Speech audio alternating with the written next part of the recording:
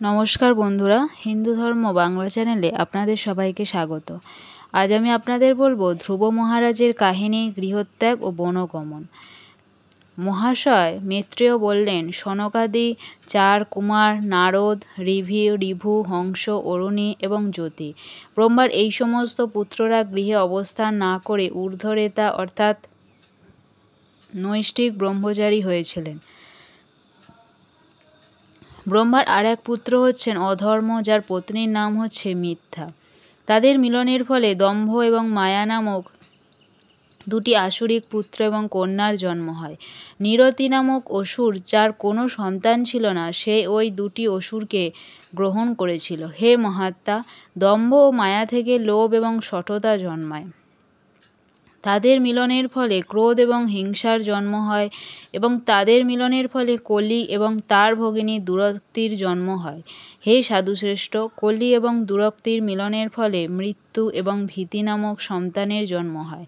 মৃত্যু এবং ভীতির মিলনের ফলে যাতনা এবং নিরয় নামক সন্তানের জন্ম হয়। হে বিদুর, আমি সংক্ষেপে প্রলয়ের কারণ বিশ্লেষণ করছি। যে ব্যক্তি এই বর্ণনা 3 বার শ্রবণ করেন, তার আত্মার সমস্ত কলুষ বিধৌত হয় এবং তিনি পূর্ণ অর্জন করেন। হে কুরুশ্রেষ্ঠ, আমি এখন আপনার কাছে স্বয়ম্ভুব মনুর বংশধরদের কথা বর্ণনা করব, যিনি পরমেশ্বর ভগবানের অংশের অংশরূপে জন্মগ্রহণ করেছিলেন। স্বয়ম্ভুব মনু এবং তার পত্নী শতরূপার উত্তানপাদ এবং প্রিয়ব্রত নামক দুটি পুত্র ছিল। যেহেতু তারা উভয়ই ছিলেন ভগবান বাসুদেবের অংশের বংশধর, তাই তারা এই ব্রহ্মাণ্ড শাসন করতে এবং প্রজাদের পালন ও রক্ষা করতে অত্যন্ত সমর্থ ছিলেন।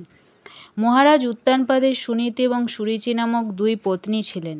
সুরুচি ছিলেন মহারাজের অত্যন্ত প্রিয়, কিন্তু সুনীতি, যার পুত্র ছিলেন ধ্রুব, তিনি রাজার ততটা প্রিয় ছিলেন না।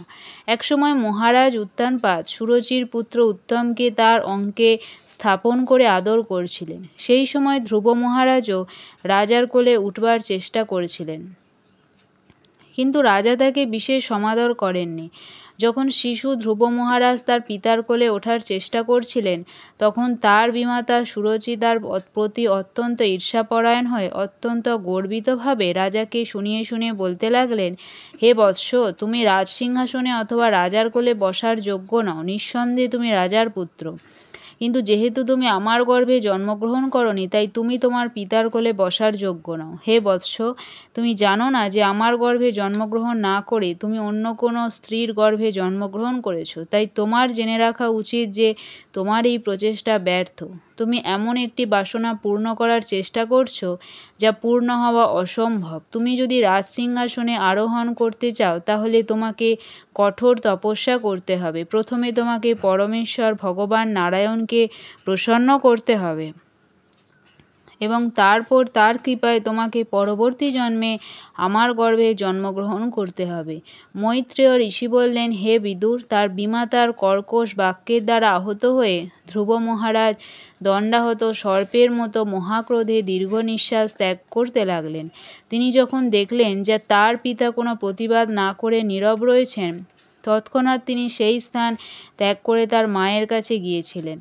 ধ্রুব মহারাজ যখন তার মায়ের কাছে গেলেন, তখন ক্রোধে তার অধরষ্ট্র কম্পিত হচ্ছিল এবং তিনি অত্যন্ত করুণভাবে ক্রন্দন করছিলেন। সুনীতি তখনই তাকে তার কোলে তুলে নিয়েছিলেন এবং অন্তঃপুরবাসীরা তার কাছে তখন সুরুচির সমস্ত দুরক্তির কথা সবিস্তারে বর্ণনা করেছিলেন।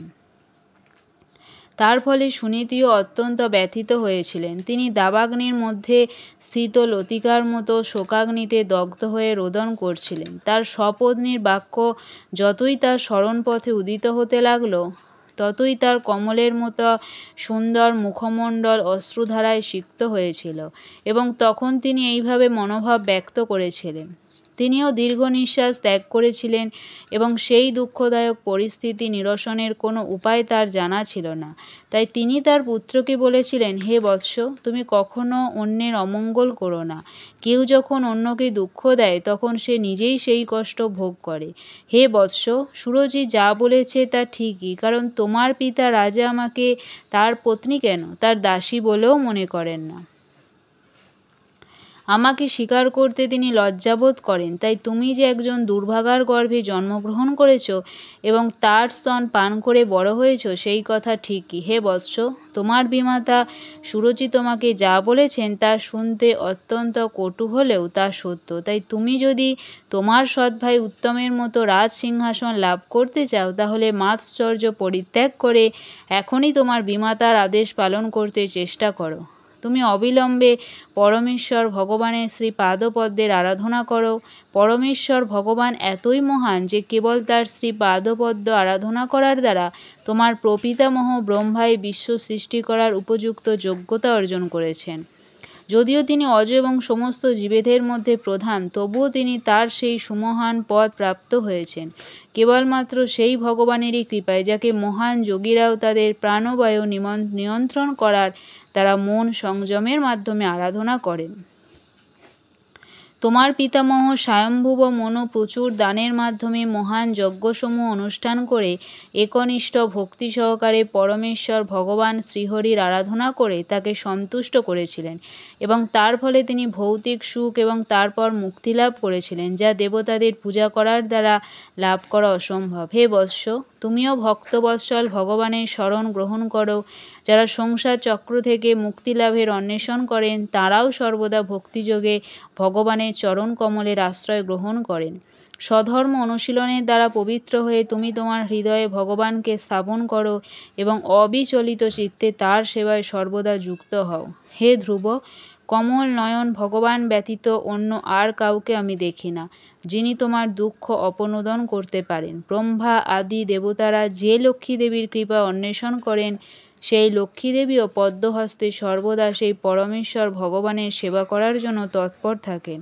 মহর্ষি মৈত্রেয় বলেন, প্রকৃতপক্ষে ধ্রুব মহারাজের অভীষ্ট সিদ্ধির জন্য তার মাতা সুনীতি তাকে সেই উপদেশ দিয়েছিলেন। তাই সেই সম্বন্ধে গভীরভাবে বিবেচনা করে এবং বুদ্ধির দ্বারা সংকল্প স্থির করে তিনি তার পিতার গৃহ ত্যাগ করেছিলেন। মহর্ষি নারদ সেই সংবাদ শুনেছিলেন এবং ধ্রুব মহারাজের কার্যকলাপ সম্বন্ধে জ্ঞাত হয়ে তিনি বিস্ময়ান্বিত হয়েছিলেন। তিনি ধ্রুবের কাছে গিয়ে তার পবিত্র হস্তের দ্বারা তার মস্তক স্পর্শ করে বলেছিলেন, আহা, ক্ষত্রিয়দের তেজ কি অদ্ভুত! তারা তাদের সম্মানের স্বপ্নহানিও সহ্য করতে পারেন না। অনুমান করে দেখুন, এই বালকটি একটি ছোট শিশু, কিন্তু তা সত্ত্বেও তার বিমাতার দুরক্তি তার কাছে অসহ্য হয়েছে। মহর্ষি নারদ ধ্রুবকে বললেন, হে বৎস, তুমি একটি বালক মাত্র, যার এখন খেলাধুলায় আসক্ত থাকার কথা। তোমার সম্মান হানিকর কথায় তুমি এইভাবে বিচলিত হচ্ছ কেন? হে ধ্রুব, তুমি যদি মনে করো যে তোমার আত্মসম্মানের হানি হয়েছে, তাহলেও তোমার অসন্তোষের কোনো কারণ নেই। এই প্রকার অসন্তোষ মায়ারই আরেকটি লক্ষণ। প্রতিটি জীবই তার পূর্বকৃত কর্ম অনুসারে নিয়ন্ত্রিত হয় এবং তাই সুখ এবং দুঃখ ভোগ করার জন্য বিভিন্ন প্রকার জীবন রয়েছে। পরমেশ্বর ভগবানের গতিবিধি অত্যন্ত বিচিত্র। বুদ্ধিমান মানুষের কর্তব্য সেই পন্থা অবলম্বন করে অনুকূল বা প্রতিকূলতার বিচার না করে সব কিছুই ভগবানের ইচ্ছা বলে মনে করে সন্তুষ্ট থাকা। তুমি তোমার মাতার উপদেশ অনুসারে ভগবানের কৃপা লাভের জন্য ধ্যানযোগের পন্থা অবলম্বন করতে মনস্থ করেছ, কিন্তু আমার মতে কোনো সাধারণ মানুষের পক্ষে এই প্রকার তপশ্চর্যা সম্ভব নয়। পরমেশ্বর ভগবানকে সন্তুষ্ট করা অত্যন্ত কঠিন। সমস্ত জড় কলুষ রহিত হয়ে বহু তপস্যা করে এবং নিরন্তর সমাধিমগ্ন হয়ে বহু যোগী জন্ম জন্মান্তর ধরে চেষ্টা করা সত্ত্বেও ভগবানকে উপলব্ধি করার পথ খুঁজে পাননি। অতএব হে বৎস, এই বৃথা প্রচেষ্টা থেকে তুমি নিবৃত্ত হও। এই কাজ সফল হবে না। তোমার পক্ষে এখন গৃহে ফিরে যাওয়াই শ্রেয়স্কর হবে। যখন তুমি বড় হবে, তখন ভগবানের কৃপায় তুমি এই যোগ অনুশীলনের সুযোগ পাবে। তখন তুমি এই কার্য সম্পাদন করো। জীবনের যে কোনো অবস্থাতেই তা দুঃখদায়ক হোক অথবা সুখদায়ক হোক, পরমেশ্বর ভগবানের পরম ইচ্ছার দ্বারা প্রদত্ত বলে জেনে সন্তুষ্ট থাকা উচিত। এইভাবে যে ব্যক্তি সহিষ্ণু হয়, সে অনায়াসে অজ্ঞানতার অন্ধকার অতিক্রম করতে সক্ষম হয়। সকলেরই কর্তব্য নিজের থেকে অধিক গুণসম্পন্ন ব্যক্তিকে দর্শন করে অত্যন্ত আনন্দিত হওয়া, নিজের থেকে কম গুণসম্পন্ন ব্যক্তিকে দর্শন করে তার প্রতি কৃপাপরায়ণ হওয়া এবং নিজের সমান গুণযুক্ত ব্যক্তির সঙ্গে মৈত্রী স্থাপন করা। তাহলে এই জড়জগতের ত্রিতাপ দুঃখ কখনই তাকে অভিভূত করতে পারবে না। ধ্রুব মহারাজ বললেন, হে নারদ ঋষি, যাদের হৃদয় জড়জগতের সুখ এবং দুঃখের দ্বারা বিচলিত, তাদের মনে শান্তি লাভের জন্য আপনি কৃপাপূর্বক যে উপদেশ দিয়েছেন তা অবশ্যই অত্যন্ত মঙ্গলজনক, কিন্তু আমি অজ্ঞানের অন্ধকারে আচ্ছন্ন এবং তাই এই প্রকার দর্শন আমার হৃদয়কে স্পর্শ করেননি। হে প্রভু, আমি অত্যন্ত দুর্বিনীত, তাই আপনার উপদেশ গ্রহণ করছি না। কিন্তু এটি আমার দোষ নয়, ক্ষত্রিয়কুলে জন্মগ্রহণ করার ফলে আমি এমন হয়েছি। আমার বিমাতা সুরুচি তার দুরক্তি রূপ বাণের দ্বারা আমার হৃদয়কে বিদ্ধ করেছেন, তাই আপনার মূল্যবান উপদেশ আমার হৃদয়ে স্থান পাচ্ছে না। হে তত্ত্বজ্ঞানী ব্রাহ্মণ, আমি এমনই একটি পদ অধিকার করতে চাই যা আজ পর্যন্ত এই ত্রিভুবনের কেউ লাভ করতে পারেননি, এমনকি আমার পিতা এবং পিতামহও পারেননি। আপনি যদি আমাকে অনুগ্রহ করতে চান, তাহলে দয়া করে আপনি আমাকে সেই সৎ পন্থা প্রদর্শন করুন যা অনুসরণ করে আমি আমার জীবনের সেই উদ্দেশ্য সাধন করতে পারব। হে ভগবান, আপনি ব্রহ্মার যোগ্য পুত্র এবং আপনি সারা জগতের মঙ্গলের জন্য বীণা বাজিয়ে সর্বত্র বিচরণ করেন। আপনি ঠিক সূর্যের মতো, যে সূর্য সমস্ত জীবের উপকারের জন্য সারা ব্রহ্মাণ্ডে আবর্তন করে। মৈত্রেয় ঋষি বললেন, ধ্রুব মহারাজের উক্তি শ্রবণ করে মহাত্মা নারদ মুনি তার প্রতি অত্যন্ত কৃপাপরায়ণ হয়েছিলেন এবং তার প্রতি তার অহৈতুকী কৃপা প্রদর্শন করার জন্য তিনি উপদেশ দিয়েছিলেন। মহর্ষি নারদ ধ্রুব মহারাজকে বললেন, তোমার মা সুনীতি তোমাকে যে ভগবত ভক্তির পন্থা অনুসরণ করার উপদেশ দিয়েছেন তা তোমার জন্য সর্বতোভাবে উপযুক্ত, তাই তোমার উচিত ভগবত ভক্তিতে পূর্ণরূপে মগ্ন হওয়া। যে ব্যক্তি ধর্ম, অর্থ, কাম এবং মোক্ষ এই চতুর্বর্গ কামনা করেন, তার কর্তব্য হচ্ছে পরমেশ্বর ভগবানের ভক্তিতে যুক্ত হওয়া, কারণ তাঁর শ্রী পাদপদ্মের আরাধনার ফলে এই সমস্ত বাসনা পূর্ণ হয়। হে বৎস, তোমার কল্যাণ হোক। তুমি যমুনার তটে মধুবন নামক বনে যাও এবং সেখানে গিয়ে পবিত্র হও। সেখানে যাওয়ার ফলে মানুষ পরমেশ্বর ভগবানের নিকটবর্তী হয়, কারণ ভগবান সেখানে সর্বদা বিরাজ করেন। নারদ মুনি তাকে উপদেশ দিয়েছিলেন, হে বৎস, কালিন্দী বা যমুনার জলে তুমি প্রতিদিন 3 বার স্নান করো, কারণ সেই জল অত্যন্ত শুভ, পবিত্র এবং নির্মল। স্নান করার পর তুমি অষ্টাঙ্গ যোগের আবশ্যকীয় বিধিগুলো পালন করে কোনো নির্জন স্থানে আসনে উপবেশন করো। আসনে উপবেশন করে প্রাণায়ামের 3টি অভ্যাস অনুশীলন করে ধীরে ধীরে প্রাণবায়ু, মন এবং ইন্দ্রিয় সংযত করো। এইভাবে সমস্ত জড় কলুষ থেকে সম্পূর্ণরূপে মুক্ত হয়ে গভীর ধৈর্য সহকারে পরমেশ্বর ভগবানের ধ্যান শুরু করো। ভগবানের মুখমণ্ডল অত্যন্ত সুন্দর এবং নিরন্তর প্রসন্ন। ভক্তের দৃষ্টিতে তাকে কখনো অপ্রসন্ন বলে মনে হয় না এবং তিনি সর্বদাই তাদের কৃপা করতে প্রস্তুত থাকেন। তার নয়ন, তার সুন্দর ভ্রুযুগল, তার উন্নত নাসিকা এবং তার গণ্ডদেশ অত্যন্ত সুন্দর। তিনি সমস্ত দেবতাদের থেকেও অধিক সুন্দর। ভগবানের রূপ সর্বদাই তরুণ। তার দেহের প্রতিটি অঙ্গ সুন্দরভাবে গঠিত এবং নিখুঁত। তার চক্ষু এবং ওষ্ঠাধর উদীয়মান সূর্যের মতো রক্তিম। তিনি সর্বদাই শরণাগতকে আশ্রয় দান করতে প্রস্তুত এবং যে সৌভাগ্যবান ব্যক্তি তাকে অবলোচন করেন তিনি পূর্ণ তৃপ্তি অনুভব করেন। তিনি সর্বদাই শরণাগতের প্রভু হওয়ার যোগ্য, কারণ তিনি হচ্ছেন করুণার সিন্ধু। ভগবান হচ্ছেন শ্রীবৎস বা লক্ষ্মী দেবীর আসন রূপ, ছিন্ন সমন্বিত এবং তার অঙ্গকান্তি ঘন নীল বর্ণ। তিনি পুরুষ, তার গলায় বনফুলের মালা এবং তিনি শঙ্খ, চক্র, গদা ও পদ্মধারী চতুর্ভুজ রূপে নিত্য প্রকটিত। পরমেশ্বর ভগবান শ্রী বাসুদেবের সমগ্র অঙ্গ রত্নভূষণে বিভূষিত। তার মাথায় রত্নখচিত মুকুট, গলায় কণ্ঠহার এবং হাতে বলয়। তার কণ্ঠে কৌস্তব মণি শোভা পাচ্ছে এবং তার পরনে পীত পট্টবস্ত্র। তার নিতম্ব দেশ মেখলার দ্বারা পরিবেষ্টিত এবং চরণযুগল স্বর্ণ নূপুরে সুশোভিত। তার দেহের সমস্ত অঙ্গ প্রত্যঙ্গ অত্যন্ত আকর্ষণীয় এবং আনন্দদায়ক। তিনি সর্বদা শান্ত, স্নিগ্ধ এবং তার রূপ নয়ন ও মনের আনন্দদায়ক। প্রকৃত যোগী হৃদয় রূপ পদ্মের কর্ণিকায় অবস্থিত ভগবানের চিন্ময় রূপের ধ্যান করেন, যার পদযুগল মণিসদৃশ্য পদনখের কিরণে উদ্ভাসিত। ভগবানের মুখমণ্ডল সর্বদাই মধুর হাসিতে উদ্ভাসিত এবং ভক্তের কর্তব্য ভগবানের সেই ভক্তবৎসল রূপ নিরন্তর দর্শন করা। ধ্যানকারীর কর্তব্য সমস্ত বর প্রদানকারী পরমেশ্বর ভগবানকে এইভাবে দর্শন করা, যিনি এইভাবে সর্বদা ভগবানের মঙ্গলময় রূপের ধ্যানে মনকে একাগ্রভূত করেন। তিনি অচিরেই সমস্ত জড় কলুষ থেকে মুক্ত হন এবং তিনি কখনও ভগবানের ধ্যান থেকে বিচ্যুত হন না। হে রাজপুত্র, আমি তোমাকে এখন সেই মন্ত্র সম্বন্ধে বলবো যা এই ধ্যানের পন্থায় জপ করা কর্তব্য। সাবধানতার সঙ্গে 7 রাত্রি এই মন্ত্র জপ করলে অন্তরিক্ষে বিচরণকারী সিদ্ধ পুরুষদের দর্শন করা যায়। ওং নমো ভগবতে বাসুদেবায়।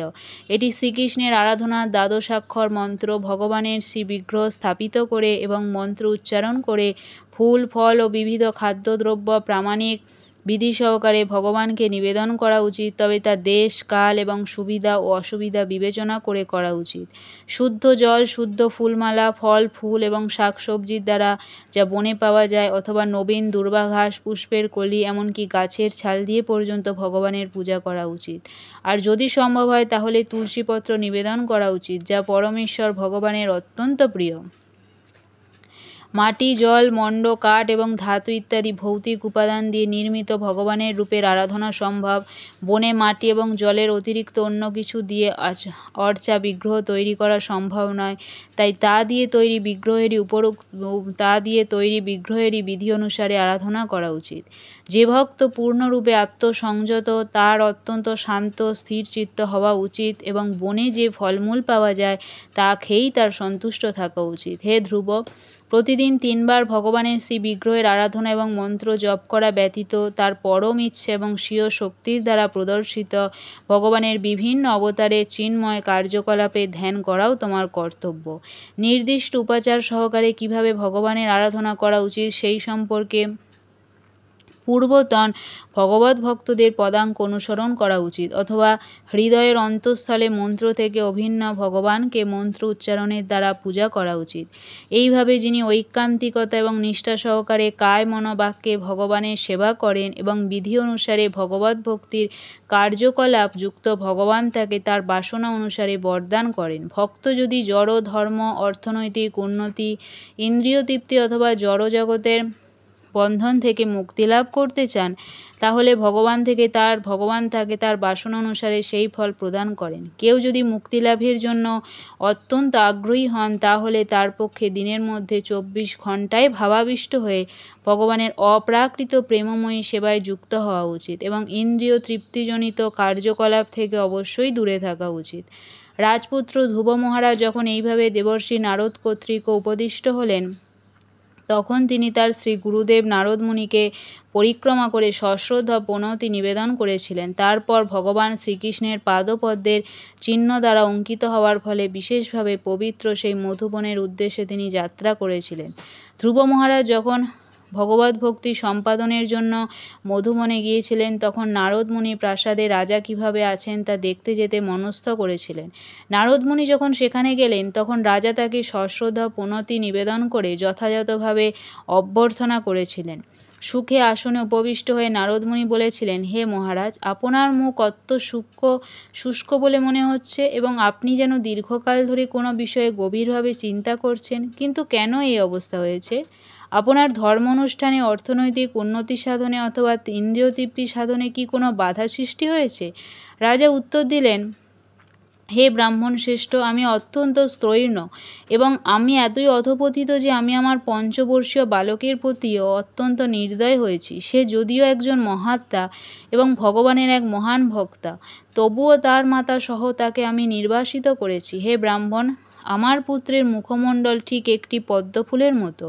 আমি তার বিপজ্জনক অবস্থার কথা চিন্তা করছি। সে অরক্ষিত এবং সে হয়তো অত্যন্ত ক্ষুধার্ত। বনের কোথাও সে হয়তো শুয়ে আছে এবং নেকড়েরা তাকে খাওয়ার জন্য হয়তো আক্রমণ করছে। হায়, ভেবে দেখুন আমি আমার স্ত্রীর কত বশীভূত। আমার নিষ্ঠুরতার কথা একটু কল্পনা করুন। প্রেমবশে আমার সেই সুপুত্র আমার কোলে ওঠার চেষ্টা করেছিল, কিন্তু আমি তাকে আদর করিনি। এমনকি ক্ষণিকের জন্য আমি তাকে স্নেহ সম্ভাষণ করিনি। ভেবে দেখুন আমি কত নির্দয়। দেবর্ষি নারদ উত্তর দিলেন, হে রাজন, আপনি আপনার পুত্রের জন্য শোক করবেন না। সে পরমেশ্বর ভগবান কর্তৃক পূর্ণরূপে রক্ষিত। আপনি যদিও তার প্রভাব সম্বন্ধে যথাযথভাবে অবগত নন, কিন্তু তার কীর্তি ইতিমধ্যে সারা জগৎ জুড়ে পরিব্যাপ্ত হয়েছে। হে রাজন, আপনার পুত্র অত্যন্ত সুযোগ্য। সে এমন কার্য সম্পাদন করবে যা মহান রাজা এবং ঋষিদের পক্ষেও অসম্ভব। অচিরেই সে তার কার্য সম্পাদন করে গৃহে ফিরে আসবে। আপনি জেনে রাখুন যে সে সারা জগৎ জুড়ে আপনার যশও বিস্তার করবে।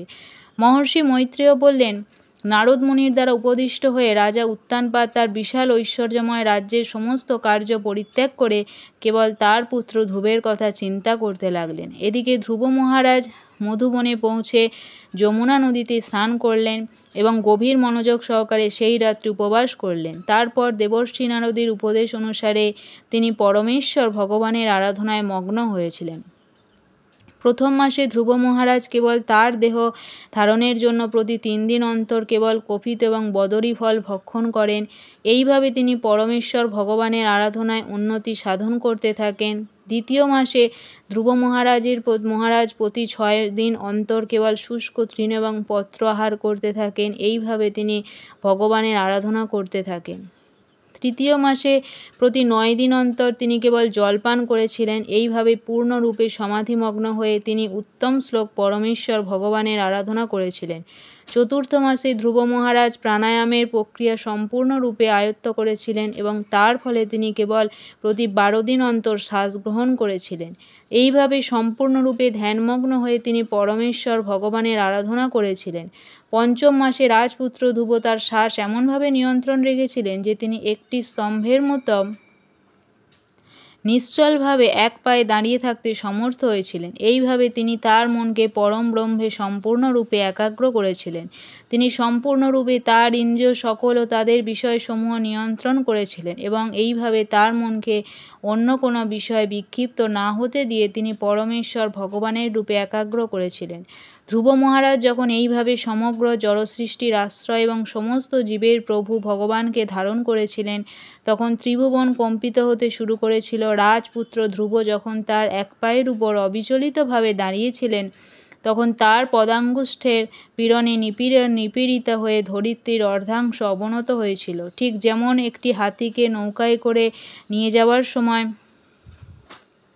তার দক্ষিণ এবং বাম পথ পরিবর্তনে নৌকাটি প্রকম্পিত হয়, ধ্রুব মহারাজ যখন তার পূর্ণ একাগ্রতার প্রভাবে সমগ্র চেতনার উৎস ভগবান শ্রী বিষ্ণুর মতো ভারী হয়ে গিয়েছিলেন, তখন তাঁর দেহের দ্বারগুলি রুদ্ধ করার ফলে সমগ্র ব্রহ্মাণ্ডের